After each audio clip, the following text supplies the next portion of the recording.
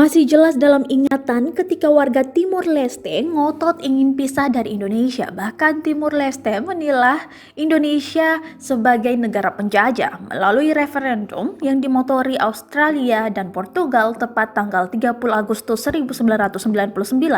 Timur Leste resmi berpisah dari Indonesia. Kini 21 tahun sudah, Timur Leste berdiri sendiri sebagai negara merdeka. Namun bukannya makmur, Timur Leste malah terpuruk menjadi negara termiskin di dunia. Ternyata meski telah menjadi sebuah negara sendiri selama 21 tahun, fakta menarik terungkap akhir-akhir ini. Banyak isu mengenai warga negara Timur Leste yang memilih untuk bergabung dengan Indonesia kembali bila diberi kesempatan kedua. Hal tersebut pun menggemparkan banyak pihak lantaran getolnya warga Timur Leste pada akhir abad ke-20 lalu yang menginginkan kemerdekaan sebagai sebuah negara. Namun ternyata fakta yang diungkap oleh Bank Dunia ini menjadi bukti kuat alasan banyak warga Timur Leste ingin kembali ke pelukan Ibu Pertiwi.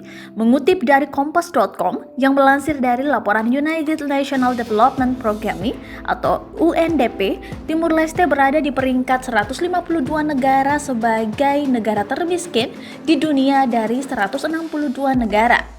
Hal itu sangat jomplang dibandingkan dengan negara lain di Asia Tenggara, termasuk Indonesia.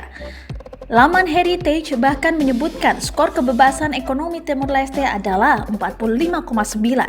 Skor tersebut menjadikan negara yang berbatasan langsung dengan Indonesia tersebut menduduki peringkat 171 negara di dunia dalam indeks 2020.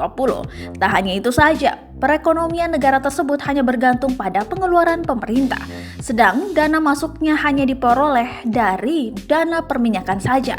Dengan kata lain, seperti yang diungkap dari laporan resmi Bank Dunia tahun 2020 menyebutkan bahwa pertumbuhan ekonomi Timur Leste paling lambat dibanding dengan negara Asia Tenggara lainnya.